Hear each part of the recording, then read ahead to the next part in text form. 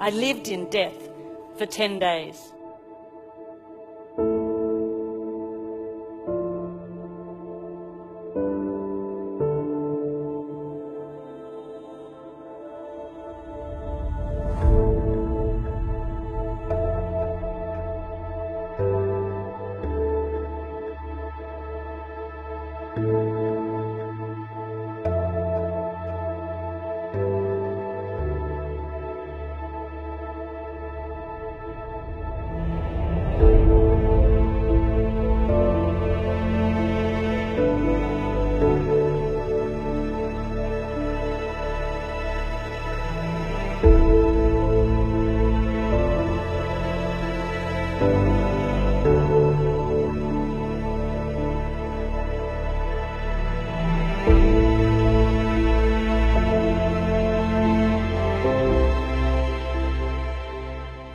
After almost 6 months, it was time to leave the spinal ward. I had no feeling from the waist down. I wanted my life back. I wanted to put my running shoes on and run out the door. But I couldn't. At home, sitting outside in my plaster body cast, an aeroplane flew over my house. And in that moment, my eyes and my mind were open. I stopped asking, why me? And I began to ask, why not me? And I looked up and I thought, well, that's it. If I can't walk, then I might as well fly. So weeks later, my mum and my friend Chris, they bought me a pair of baggy overalls and they drove me to the local airport, Bankstown Airport, and they carried me in. And I held onto the counter because I couldn't even stand on my own. I said, I'm here for my flying lesson. And they ran out the back to draw short straws. Oh my God. And this guy came out, Andrew. He said, hi, I'm going to take you flying. I said, great. So they put me in the car and they drove me down to the tarmac. And there on the tarmac was a red, white and blue airplane. I had never seen anything so beautiful before. They lifted me up into the aircraft. They put me in the front seat. They did my seatbelt up. He got a clearance from the tower and he took off down the runway. And as the wheels lifted off the runway, I felt the most incredible sense of freedom.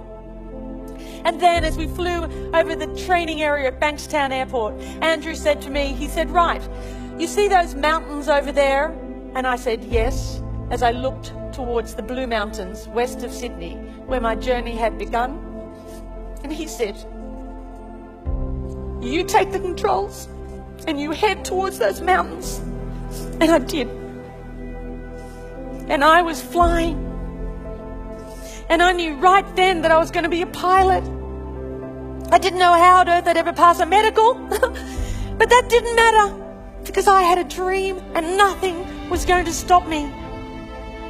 And I practiced my walking as much as I could. And I went from the point of 2 people holding me up to 1 person holding me up, to the point where I could walk around the house holding onto the furniture as long as it wasn't too far apart. So while the doctors continued to put my body back together again, I went on with my theory study. And then amazingly, eventually, I passed my pilot's medical. And eventually, I learnt to fly. I went for my first solo and I got my private pilot's license. And then I learnt to navigate. I flew around Australia and I got my unrestricted private pilot's license. And then I learned to fly in bad weather as well as fine weather, and I got my instrument rating. And then I got my commercial pilot's license. And then I got my instructor rating. And then I found myself at that same school where I'd gone for that very first flight, teaching other people how to fly. In just over 12 months after I'd left the spinal ward.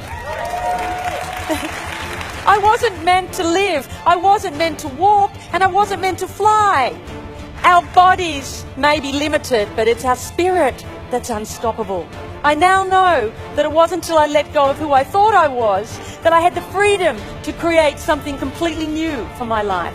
It wasn't until I let go of the life I thought I was supposed to have, that I'd worked so hard for, that I was able to embrace the possibilities that waited for me. I now know that my real strength never came from my body. Unlike anything you can lose in life, the defiant human spirit remains steadfast. And of this I'm certain. I am not my body.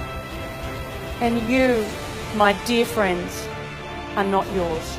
when you choose courage in the face of fear.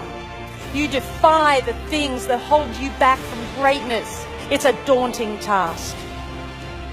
And you might well ask, where do I begin? Where do I start? Well, perhaps the simple words of this poem might offer a clue. He said to build a better world. I said I would, but how? The world is such a cold, dark place and complicated now. For I am small and helpless. There's nothing I can do. He said, of course there is. Just build a better you.